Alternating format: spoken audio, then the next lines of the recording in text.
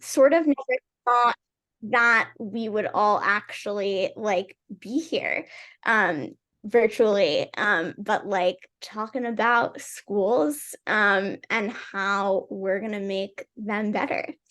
Emma, if you want to screen share, I'll just kind of start with sort of a quick overview of like what we're going to be going through today. And yeah.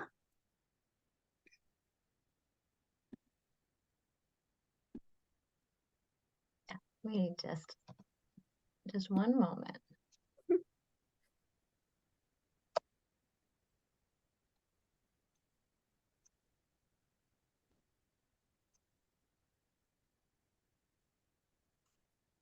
Right. Awesome. So first of all, we're gonna do introductions. You're gonna learn who I am, first of all, who kind of the other people whose names may have been in your inbox over the last couple of months about this coalition. And then we'll kind of head into some breakout rooms to just like get to know each other a little bit. Then we'll sort of dive into the purpose of this coalition, into the operations of this coalition, and then we'll sort of close with sort of opening communication lines, how you can give feedback, how you can share your thoughts and help us, shape this into a truly collaborative coalition. And yeah, so I am Sarah Karp.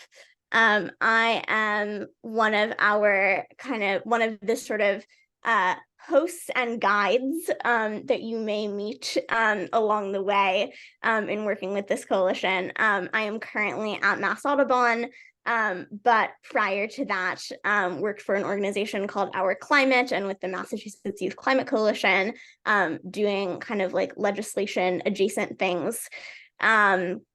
I am also a junior at Acton Boxborough Regional High School, and so I am in school for most of the day.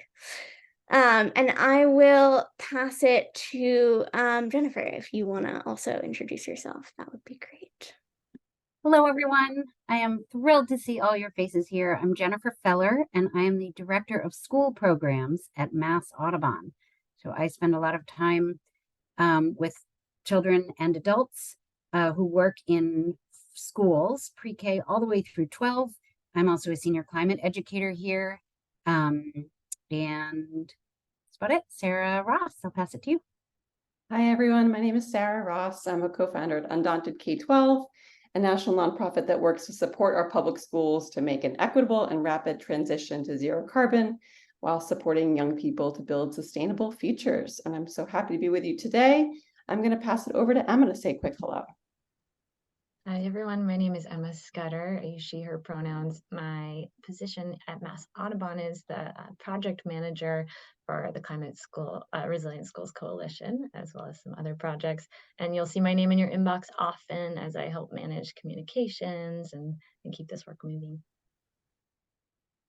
Awesome. So yes, kind of those two organization names, Undaunted and Mass Audubon. We have been working together on this project since the summer. And while we're committed to kind of providing a lot of backbone support, as you'll hear about later when we talk structure, this coalition is not something that we own. And the work that we do is not work that we own. So Emma, if you want to kind of just bring us back, this slide is just sort of a smattering of a couple of the organizations that are in the room today. If you are not here, that does not mean that like we don't value you as a coalition member. It most likely means just that we don't have your logo and that you should email that to us. And on that note, we are going to head into some breakout rooms, kind of get to know each other a little bit better. I'll put also in the chat kind of what we're saying, just a pretty basic name, pronouns, where you're calling in from, organizations that you are connected to, schools that you're connected to, and then kind of the, just what excites you about working on climate issues through the lens of schools. And I think we'll be in there for about 4 or 5 minutes.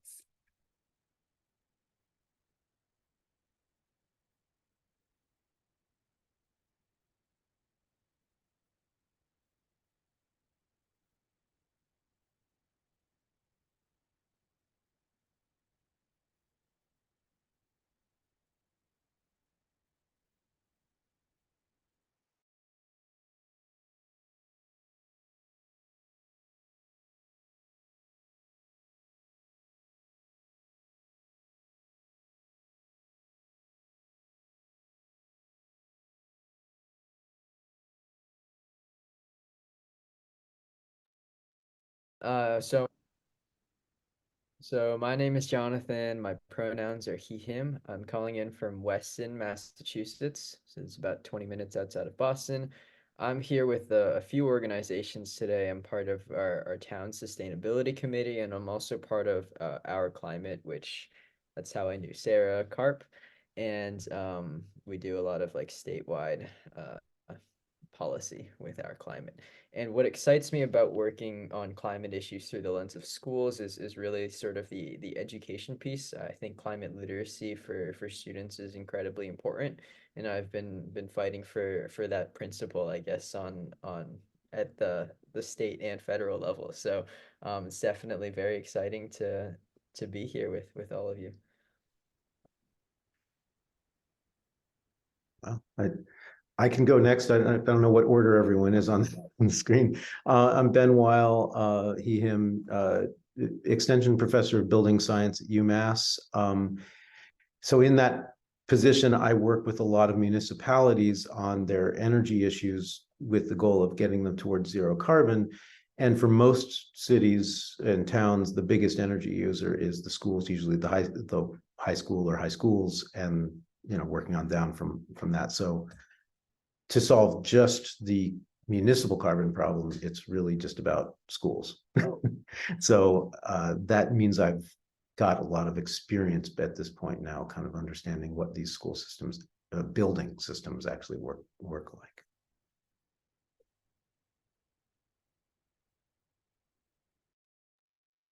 Doug, you want to go ahead? Sure. My name is Doug Selwyn. I'm from Greenfield. I'm a retired teacher, both K-12 and then at university. I've been involved some in climate work, and most of the people who are doing that have about the same amount of hair I do, or the hair they have is really gray.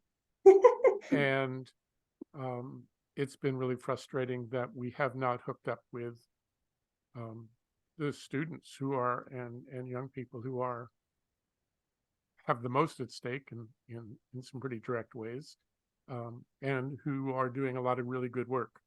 And so my excitement and hope for this is that we figure out how to build coalitions that in a real active effort that focuses on schools, but really also focuses on saying we're all in this together. How do we get better at doing that and taking advantage of what's already happening, much less planning some new things. So I'm very glad to be here. I love that. Brittany, go for it. You got a last 30 seconds. Take it. I'll go fast. I'm Brittany, she, her pronouns. I work for Mass Audubon. I'm the Climate Change Education Program Manager, and I work mostly with the Youth Climate Leadership Program.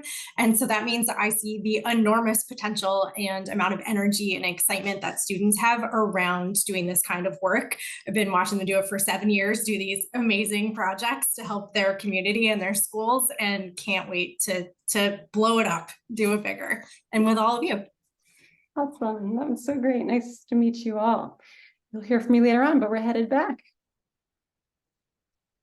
Thank you. The environmental club. Anyway. Fantastic. Welcome.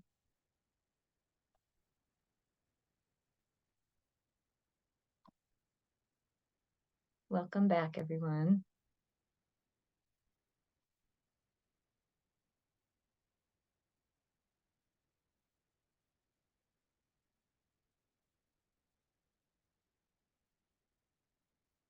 Awesome. I will pass it off to Jennifer and Sarah in just one moment to kind of really start to ground us in like what the purpose of this work is. Before I go there, I do just want to touch on like a few sort of group norms that you may begin to notice today. Obviously, that's something that like we are going to shape together through conversations around like what this coalition should be. We are recording today so that kind of folks who do not have capacity to be here can still get all of this info. And we ask that kind of if you are able to have your camera on, that you have your camera on, and any questions can either like be in the chat, or if you are someone who's like, hey, I actually really just like want to ask this out loud, you can unmute to do so. And back to you, Jennifer.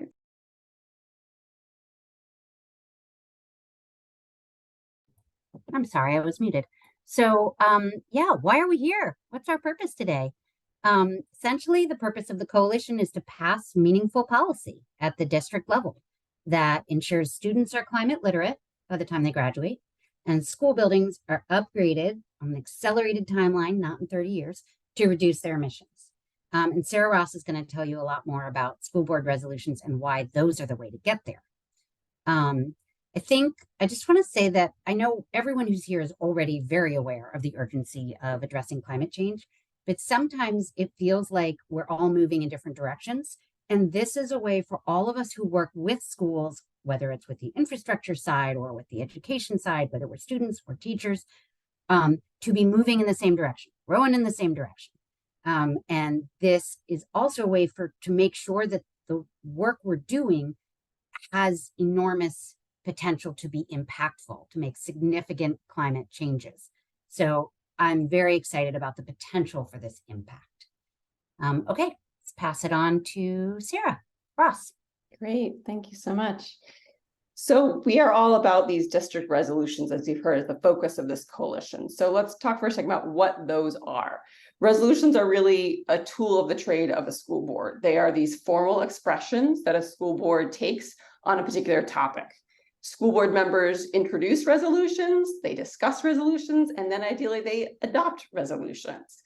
And schools might adopt resolutions on a whole range of topics. We want them to adopt resolutions committing the district to climate action. When we're asking school boards to adopt these climate resolutions, we are essentially calling them in. We're saying, we need our schools to be doing this work. And when school board members introduce and adopt these resolutions, they're accepting the call to action and taking responsibility for this work as the adults with the formal authority in our districts. You can go on to the next slide. And we're seeing this work. So this is just one recent example. It was one of your teaser emails to come to this meeting. An exciting example just recently in Boulder Valley, where a student-led effort was successful at introducing and getting a climate resolution passed. It took 9 months. They had to show up at 8 board meetings. They had to collect 1,300 signatures, but young people and adult allies worked together on this. We'll put a link in the chat to the resolution so you can kind of see what they look like. They have a very standard format. The resolution in Boulder Valley covers everything from replacing fossil fuel machines with clean energy machines, doing climate disaster planning so that schools and families are ready when disasters happen. It covers learning opportunities for students at all grade levels. It covers professional learning for all faculty and staff. And it talks about how it commits the district to incorporating student voice in this planning work. So this is a really exciting example. And Boulder is not alone. Boulder Valley is not alone. We've seen these districts, if you want to go to the next slide, happening at districts across the country.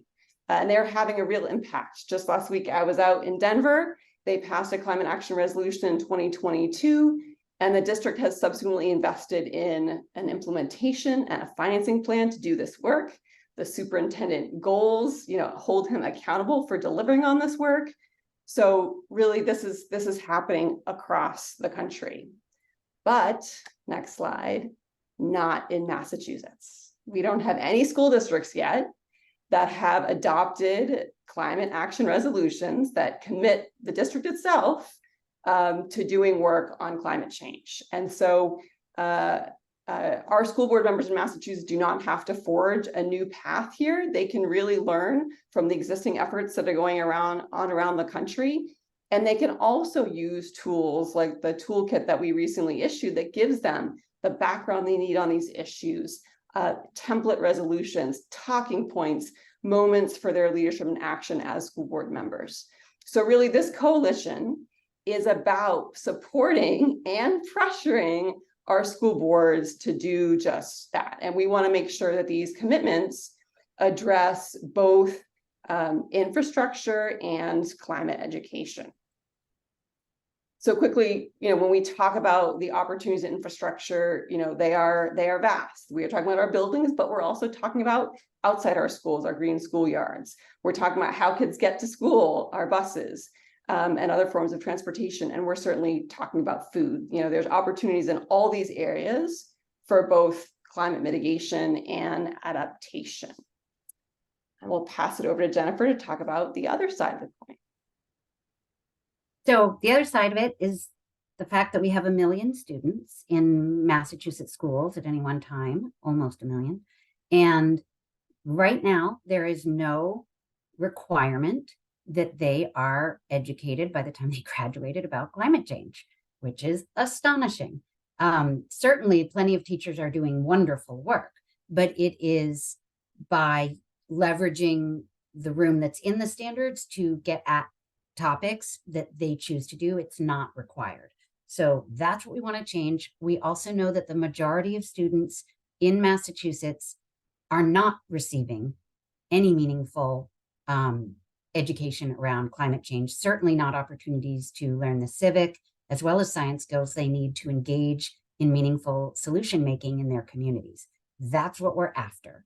The way we will get there is, yes, through curriculum, but also through robust teacher professional development so that teachers feel knowledgeable, comfortable, confident in teaching the subject. And then, of course, also through career pathway work so that students can enter any career and make it a climate career. And I think it's important to understand that the curriculum, the expertise, it's out there. We know what to do. As Sarah said, other states are doing this. And it's time for Massachusetts to take the next step and get there as well. Awesome. So yeah, that's kind of like a quick overview of sort of like what we're doing, who we are. I want to now sort of welcome in some other voices of 3 just like really incredible people that I have had the privilege of working with, and kind of I feel like have been with this idea of the coalition for a little bit and have sort of like seen a little bit of the evolution. So Jonathan, if you want to kind of start and just like introduce yourself and tell us a little bit about like your experience and why this matters to you, that would be amazing. Yeah, absolutely. So my name is Jonathan. I have a few roles in the climate space. I first got introduced to it through Our Climate, and basically like all of my lobbying experience and opportunities to engage in a meaningful way in the climate space in a very meaningful way have come from Our Climate. And since then, I've gotten to work with policy at both like a state and federal level, and I've pushed for this idea of climate education at those higher levels. But yes, I have a lot of lobbying experience, but also that means I have a lot of experience with how slow that entire process is and how that really, like, oftentimes I feel like when I'm talking to legislators, like I learn more from them than they will probably take away from the meeting with me. So, and I think oftentimes that's maybe not such a bad thing, because what I've really heard at all levels is that local action really matters. If we want to see change that's meaningful, if we want to see change that's immediate, and if we want to see change that's direct, that's all stuff that's going to have to come at the local level. And actually, this is great timing, because just last week, in Weston, we passed the specialized energy code at town hall. And so that was like, I guess, like a local win for us to improve the energy efficiency of our buildings. And it's something that I didn't play as big of a role in, but definitely it's something that happened, and that it happened very quickly, and it was able to be pushed through. And so we'll have some more energy efficient buildings in our new construction starting next year. And so, as opposed to a lot of like the statewide work, which I know and understand will take almost like decades even to pass, or to push through some meaningful legislation, like this local level work is where change can really be very immediate. And so, as part of this coalition, I'm really excited to really learn from all the other districts, and help guide all the districts in sort of passing very meaningful and immediate climate legislation. So really excited to be here. Awesome. Thanks so much, Jonathan. Also, yeah, and Beth, if you also kind of want to jump in on this. Sure. Yeah. Yeah, I'm happy to. AFT Massachusetts passed a resolution within the last couple of years to make sure that we are talking about climate with our members, and working on curriculum and getting that passed, but to especially look at our schools and see where we can make it a much better experience for students and the community, and greening it, making a hub that could be safe in the case of extreme heat, or if there's a power outage, if we had battery backup at a school, people could go there. So we're trying to put voice around how important it is to make sure that we have safe places for our kids and our communities, and we know that the climate is going to intensify, and we need to be ready for it. And I completely agree that if we don't get it into our curriculum and have it be part of the problem that's solved in our classroom, like in a math class or a science class or a social studies class, and really look at all aspects of what climate change is doing for our society and what the costs are in human lives, but monetarily too, because some people only respond when they find out how much money it costs, right? And it's actually cost efficient to change our buildings, and we'll have better education outcomes if our students are in a green, climate controlled school, right? So we're here to make this happen, and we want to bring our students as well as our educators and our community along. So thank you for inviting us. Thank you so much.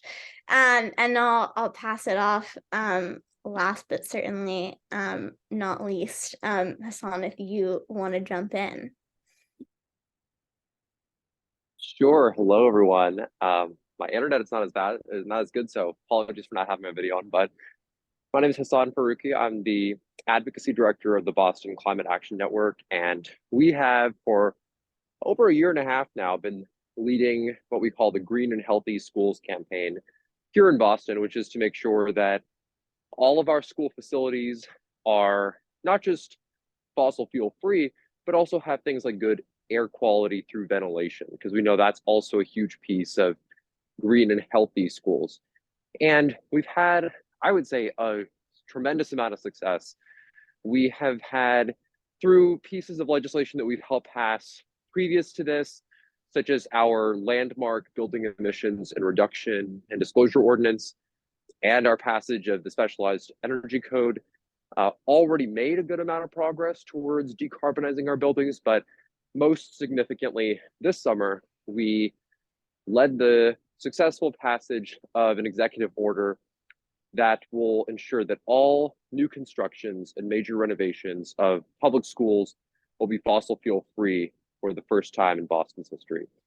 So it's a huge deal. It also covers all municipal buildings, so it includes libraries and fire stations and all those others. But of course, schools are the majority in terms of square footage. So that's a great sign.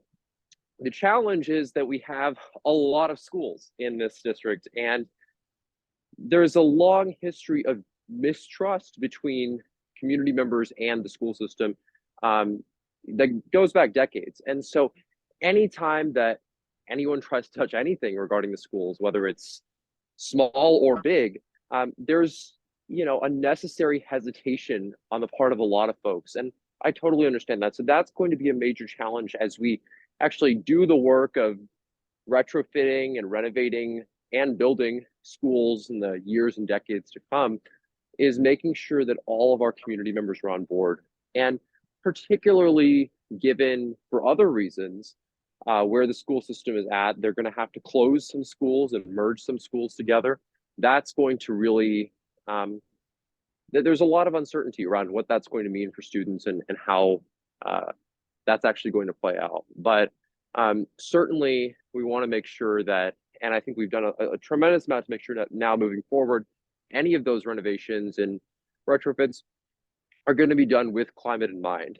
And there's certainly still some work to do, I think, in some of these more minor renovations, which aren't addressed by our executive order. But overall, we're really excited about participating in this coalition to stay engaged with the remainder of our work, and also to support all of you who are doing excellent work in other parts of the state and share whatever resources we can, whether it's messaging, whether it's strategy, whether it's drafts of our executive order. However we can get this done in as many communities as possible, we're here to help. Awesome. Thank you so much, everyone. Yeah, just like, I don't know, my heart feels full, kind of like seeing 45 people, getting to hear from a couple of folks that I feel like have yeah, like I said, kind of been with us for a bit. I think it's a little bit interesting because you just heard from a student, from someone who's really involved in very involved as the president of one of the big teachers unions in Massachusetts, and then from someone who like is a climate organizer and is like working with community members. And so a big question that we have been wrestling with is kind of how all of the moving parts and the various people who are involved in this fight and in our school communities can kind of come together in a coalition with like some level of structure that is going to help us like move in brilliant choreography together. And so this a little bit complex diagram, I'll walk you through it, is sort of our like first stab at what that structure might look like. So kind of the bulk of this structure is our organizing network that is composed of various district teams across the state that are sort of working on their own timelines to develop and lead these local efforts. And then those local teams are kind of coming together once a month, give or take, to like attend trainings and hear from subject matter experts on things like, how do we fund this? And then also kind of participating in like co-working workshop style space, just to like hear what others are doing, kind of like get support on various district resolutions. And then we have sort of to some extent, a branch off of the organizing network, but sort of a separate group of people that is our steering committee that is guiding sort of the strategy and like around outreach, around kind of like who are we bringing in as our outside subject matter experts, figuring out sort of communications and connections to statewide like legislation and agency action. I'll say that if you're looking at this slide and you're like, yes, I would love to be part of a discussion on how we can tweak this structure and make it better and talk about the power dynamics that like this is going to bring up and how like the intergenerational dynamics are at play, the steering team is probably a great place for you, because those are sort of the kinds of conversations that we will be holding. Additionally, we recognize that there are going to be sort of partners who don't have the capacity to be part of sort of the steering team or even necessarily the organizing network. And so we'll have coalition partners that are, you know, providing their endorsement or maybe assisting with outreach to like their larger membership. And then we also have, you know, this backbone support team that's meeting weekly right now. That is me, Jennifer, Sarah, and Emma. However, if you're like, oh my gosh, yes, I want to do all of the admin of this coalition and like I want to dedicate even more time, we are like totally open to kind of expanding that. So I get that this is sort of a lot to take in. It's messy. There's overlap.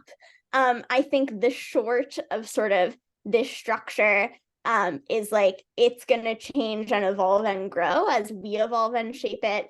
And we are committed to finding a place for everybody that wants to be part of this, and like in a role that makes sense and feels good. And, you know, our doors are open to have those conversations. Sarah, I'll pass it over to you sort of to give folks a little bit more context about like some examples of where you might fit in. Exactly. So some examples. You're a student like Jonathan. You're an adult ally. That could be a parent. That could be a member of the teachers union. That could be a member of a local climate organizing group, whoever, an adult ally, and you want to help establish and lead a district team. You're part of that organizing network, right? And you are really the fuel that is making this happen on the local level. Maybe you're a public health expert. I saw our friend Sarita just joined. She's the public health expert that knows about air quality in our communities. Maybe you want to lead a training for some of these local teams so that they have the talking points and the understanding of how doing this work, of how electric school buses and removing fossil fuels from our buildings can help indoor air quality, how how extreme heat affects student learning and cognition. You know, these are public health topics that can help us make the case for doing this work. Maybe you're an individual community member who loves writing, you know, newsletters and wants us to help do letters to the editor. You want to help administer this coalition. You'd be a great backbone support member. You might be a coalition partner who, as you know, Sarah was saying, doesn't have a lot of extra management time. I'm thinking about our friends at Mothers Out Front. You know, they're stretched thin right now, but they really want to endorse, and they have a huge reach across the state with members who are committed and interested to this work. So they can help us communicate about this work to all their members, but you know, they don't have time to sit on yet another steering team member. That's fine. They're a coalition partner. And lastly, the steering team members. You know, these are people who are really, have time and want to help us drive and really craft how this coalition comes to be in the world. Those are our steering team members. Hopefully that gives you some concrete flavor of how these different roles would show up against that diagram we just showed. And I'm going to pass it back to Sarah to talk timeline. So we're just kind of going to quickly talk timeline, and then I promise we'll like pause for a minute for you to integrate this information and like ask questions. So this meeting is sort of a like hybrid of everybody that is interested in this coalition thus far. At the end of January, we sort of predict having this like inaugural meeting of the organizing network and of district organizers to kind of kick off like this then spring into summer, the work of district teams as they're building local support, they're writing their resolutions, they're identifying school committee champions, etc. And we see, you know, maybe final climate action resolutions introduced in the fall of 2024. Like definitely by that point, we'll have resolutions introduced. we might have more sooner, we'll have more later. We are not like dictating the timeline that people in individual districts are going to operate on. We're just here to kind of like provide support when it makes sense. And then hopefully by June of 2025, when I graduate high school, we will be celebrating our first cohort of climate action resolutions that have passed. And meanwhile, sort of while all of this is happening, we'll be having ongoing, steering meetings and discussions within the steering committee about, various topics from like intergenerational dynamics to how does this mesh with state legislation to other things that people bring to our attention. So yes, I would love to just pause for like a quick second, because I know that this has been a lot of information that has been thrown at you, just to kind of take a breath, and if people have specific questions, to pop them in the chat, and we will see kind of with time what we have to do.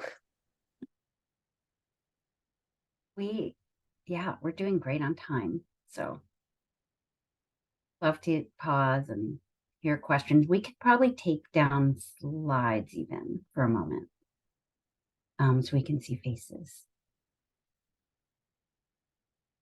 Right. So let's see if you have questions. There's one. Tina, why don't you start us off? Great, thanks. And thanks everybody for all your work getting to this point so far. And good leadership, Sarah. You're leading the charge really nicely today. So thank you. I have two kind of basic questions, maybe in the weeds too much, but one is, do you have a list of towns that do have all clean, green schools? And is that something you can share? And second, is this something that would only get passed at a school committee board meeting, or could it be a town bylaw on a warrant article? Those are my two questions. Maybe Sarah Ross can field that. Yeah, I can jump in those. Those are great questions, Tina. So, we have a smattering of net zero buildings. We have a smattering of buildings that are all electric. There's not like one paragon. Acton has a great, beautiful building with lots of technologies. So there, different people have different pieces that they're starting to put together. There's some electric buses going to some schools. That's great. So I would say we have examples here, there, of schools that are embracing certain parts of this work. And then your second question, remind me, could it be a bylaw? The piece that we're pushing forward is really these school board resolutions. As you well know, there's some complicated dynamics between towns and schools. We have regional schools with their own kind of governance.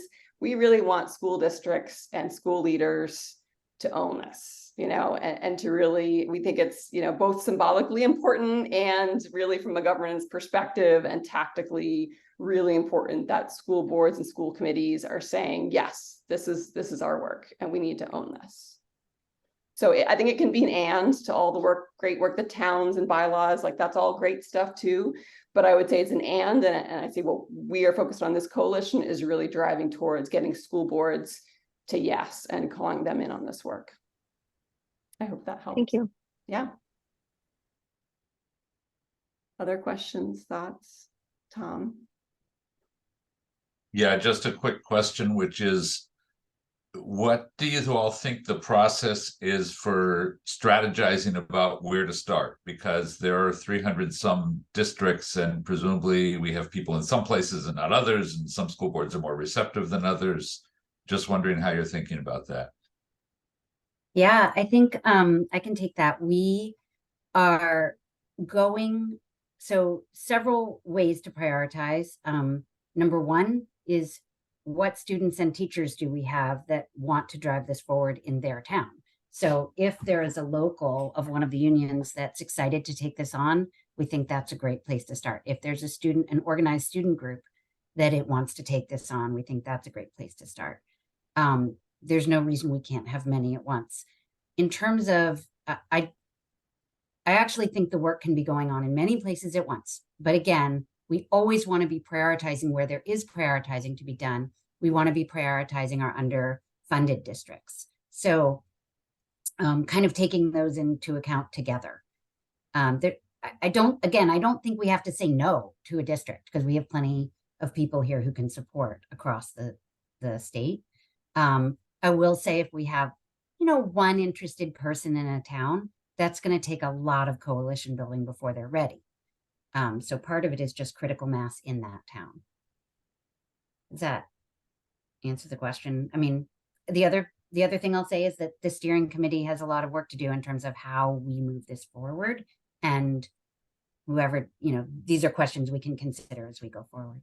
I see lots of other questions. Let's do Phoebe, Malcolm, and Doug.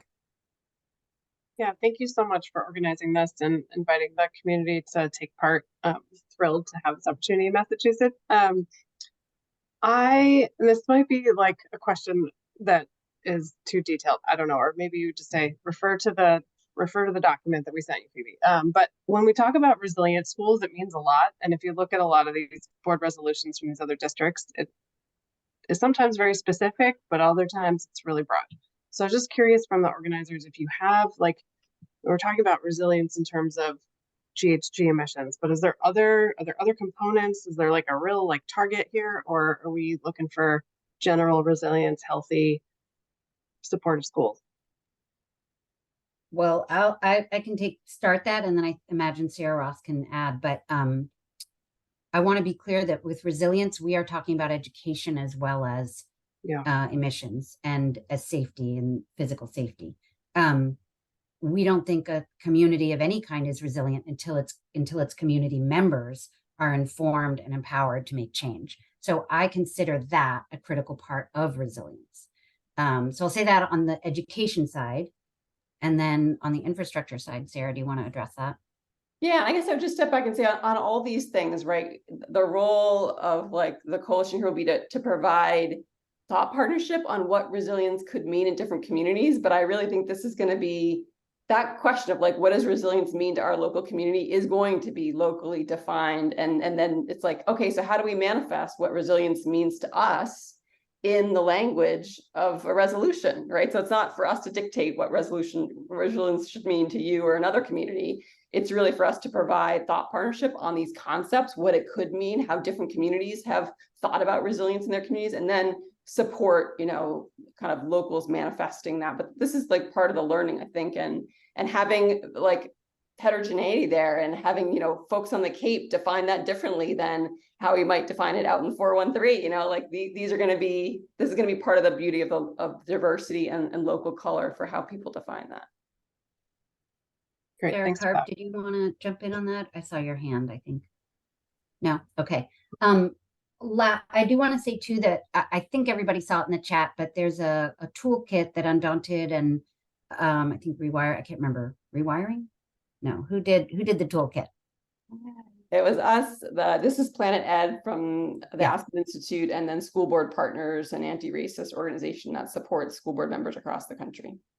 So that toolkit, for those of you looking for specificity, provides a beautiful kind of menu of all these different ways that, what does resilience mean? What does it look like? And it's a really nice, concrete, oh, this is what it is. So that can also be a nice starting place for that investigation. Malcolm? Hey, thanks for putting on this presentation and organizing this. This is great to see. And I think Sarah kind of addressed some of what I was going to ask already just now, but I'll go ahead anyway in case anyone wants to elaborate or share anything else. I was just going to ask, is kind of the goal or the idea behind this group to kind of identify individual organizations and local groups that are working on resolutions and kind of provide general support in terms of just things to address, kind of strategy input, or is the idea more to kind of build a shared set of demands and kind of put pressure on a lot of different districts all around Massachusetts to be simultaneously passing very similar resolutions? Thanks. That is a really helpful question. Thank you, Malcolm. As we see it now, and again, this is just launching, so there is room for input and discussion on this. But as we've seen it so far, the idea is that to support local groups passing their version of whatever climate resilience looks like in their towns. It's not necessarily to build one resolution that everybody's, moving forward on. There really is, some towns already have clean and green schools, but don't have a clean and green fleet. Some places have, really done a lot on climate education and forgot about their buildings, so there are lots of differences in how districts will want to address this. But I still think, and working in coalition, we can support each other as we move forward on those different resolutions. All right, I think it was Doug and then Julian.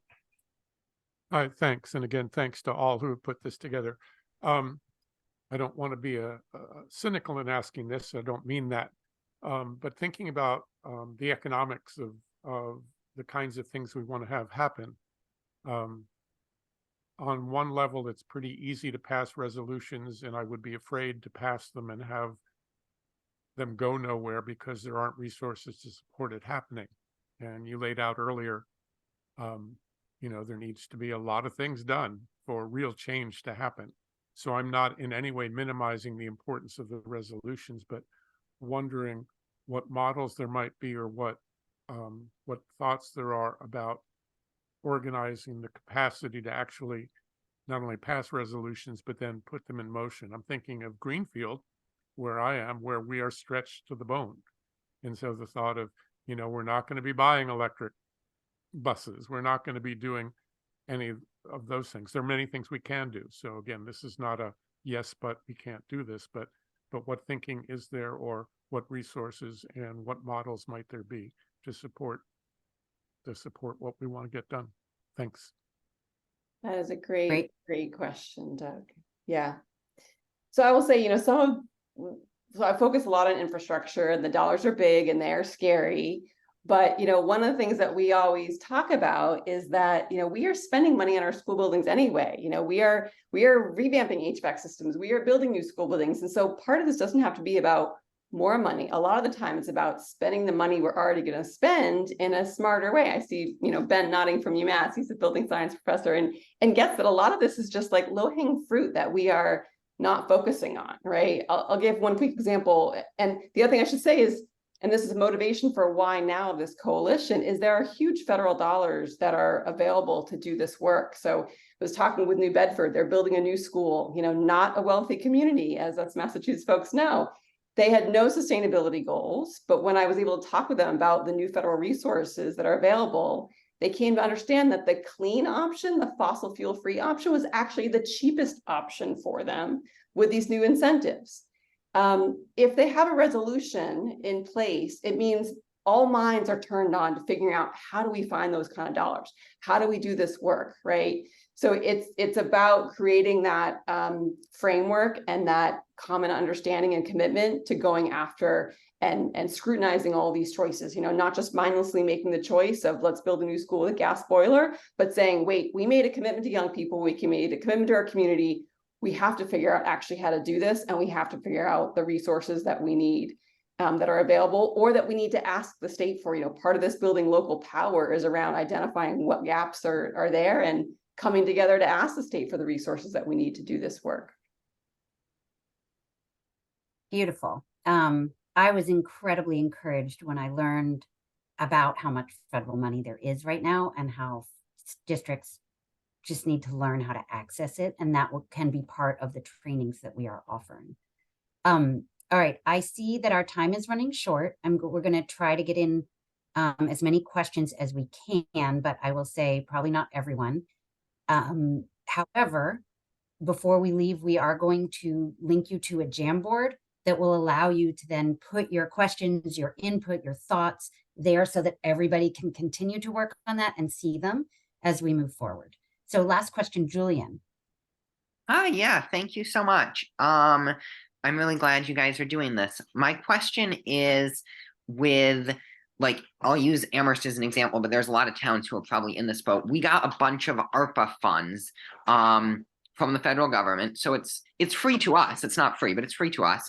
And we are now looking how to spend those. One option is to put a solar canopy over the high school roof, or even over the high school parking lot. I think both of those options have been discussed, and the ARPA funds could at least fund the parking lot portion of that. So my question, I guess, is could we as a group have, rather than just having, say, my group Sunrise Amherst or the APA Teachers Union sign off on a letter supporting that, could we instead have all of these groups sign off on a letter supporting that and do it for other municipalities as well? So the school committees are now instead seeing, hey, people all the way from the Cape to the Berkshires support this, and are putting pressure on our community to do that.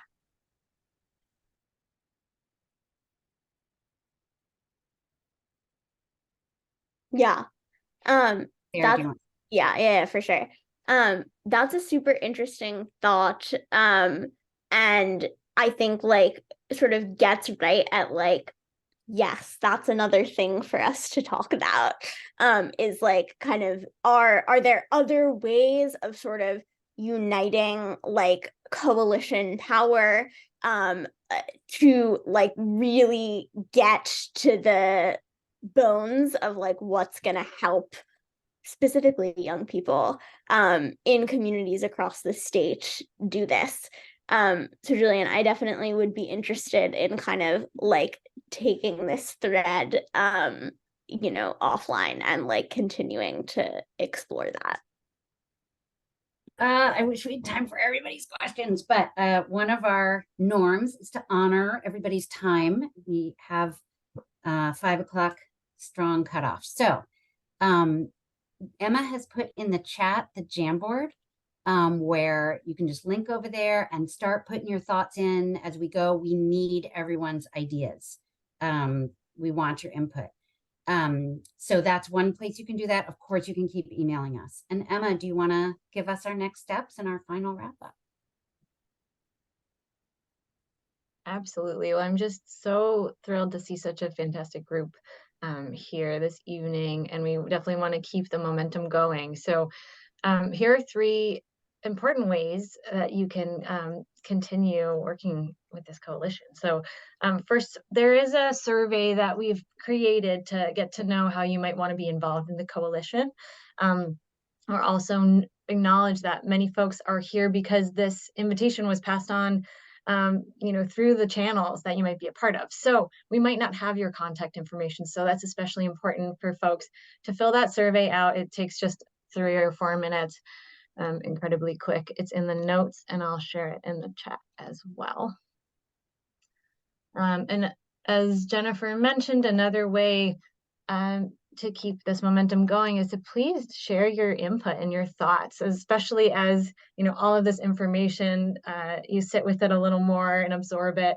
You can come back to that Jamboard that I shared the link of in the chat and add your thoughts, your questions, anything that's coming up for you around the structure and how this coalition might support your work. And then finally, I'll be sharing a document in my follow-up that is our mission and vision statement. It's like everything we've shared so far, it is open to shifting and taking shape as this group forms. So that's another area we'd love your feedback and your comments on. The document is commentable, so you can, it's a Google Doc and you can add your comments there. And I'll say too, I've seen in the chat some questions about, well, is there anyone from here? What about this? And rest assured, we will share out everybody's who's willing to share their contact info so that we can start grouping up around like, oh, we're all in Haverhill and we want to work together, whatever it is, so that we can link folks who have common geographies and purpose. And yes, for absolutely the unions, we want to be, you know, working on many levels, but also together. So how do we do that? That's what we need input on. But certainly we'll be sharing those shared documents. All right. And Sarah. Yeah. So thank you everyone so much for kind of being with us today. Please like take a few minutes, fill out these things. If while you're filling things out, you're like, you know what, I actually would really just love to have a conversation about this thing. Like, I just kind of want to spread the message that like those channels are open and our doors are open, and like I'm happy to like sit down and actually like talk about the piece of feedback, rather than just like reading it. So know that kind of nothing that you say is like going into a bottomless pit. And if there are sort of specific things that you really want to talk more in depth with, we are here to do that. I think if we want to take literally the next 2 minutes to get started on those few things, that would be awesome. And also if you would like 2 more minutes back of your Thursday night, and you want to hop off now, that's also great. Thanks, everyone. Thanks so much.